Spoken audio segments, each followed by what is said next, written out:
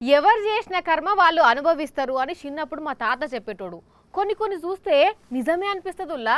ఎన్ని చక్రాలు తిప్పినా ఎన్ని బొంగరాలు తిప్పినా గాసరం బాగాలేకపోతే గాడిద కాళ్ళు పట్టుకోవాల్సి వస్తుంది. అక్కడ ఎవరో ఏడుస్తున్న సప్పుడు వినిపిస్తుంది. ఎవరో ఏందో చూద్దాం.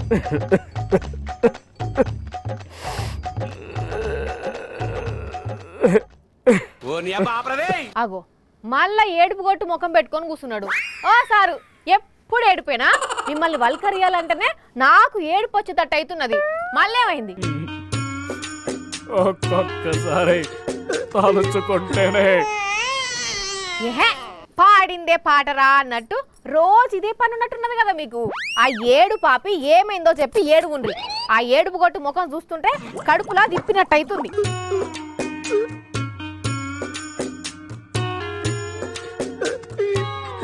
ఆగో ఇంతసేపు చిన్న పొరగాన్ లెక్క ఏడ్చి ఇప్పుడు సడన్ గా వీడియో గేమ్ ఆడుతున్నారా? మస్తు షేడ్స్ ఉన్నాయి సార్ మీ దగ్గర. వీడియో గేమ్ కాదు, మెయిల్ చేస్తా ఉన్నా. మెయిలా? ఎవలకు? ఎలక్షన్ ఆఫీసర్ కు. ఎందుకు? ఎలక్షన్లు అయిపోయినాయి కదా. 4వ తారీఖు నాడు కౌంటింగ్ కూడా అన్ని రెడీ చేస్తున్నారు.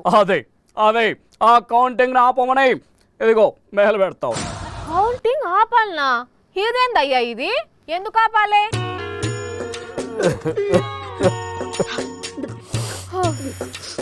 మళ్ళా షురు చేసిండ్రా బాబో.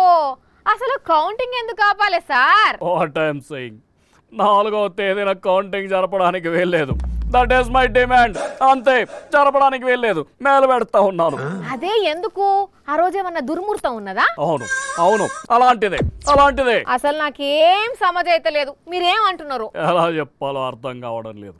దిస్ ఇస్ వెరీ దారుణం.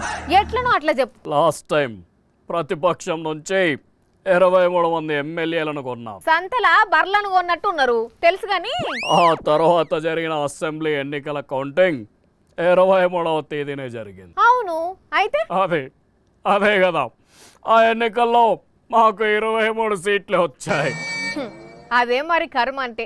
23 మంది ఎమ్మెల్యేలను కొన్నందుకు 23 తారీఖున కౌంటింగ్ జరిగి గావే 23 సీట్లు దిక్కైనాయి.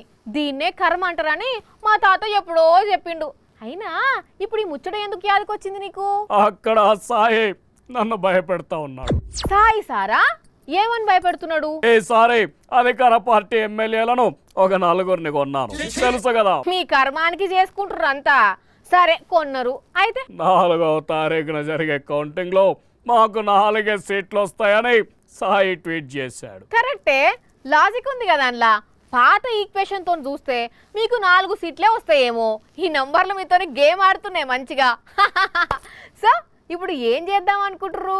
అందుకే కౌంటింగ్ ఇంకో రోజు జరపమని మెయిల్ చేస్తా ఉన్నాం.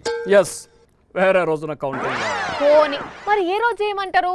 10వ తారీఖు అయితే ఓకేనా? 10 సీట్లు వస్తాయి. పోనీ 30 ఓకేనా? 30 సీట్లు వస్తాయి. ఏ తారీఖు కావాలి? చెప్పండి. మీకు ఎందుకు ఇలా నన్ను ఆట పట్టిస్తారు?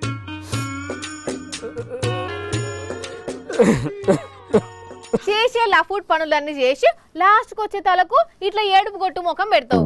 ఎట్లా సార్ ఇట్లయితే? కర్మ ఎవ్వరిని ఇడిచిపెట్టదు కానీ పోండ్రి, పోయి రెస్ట్ తీసుకోండి చక్కగా.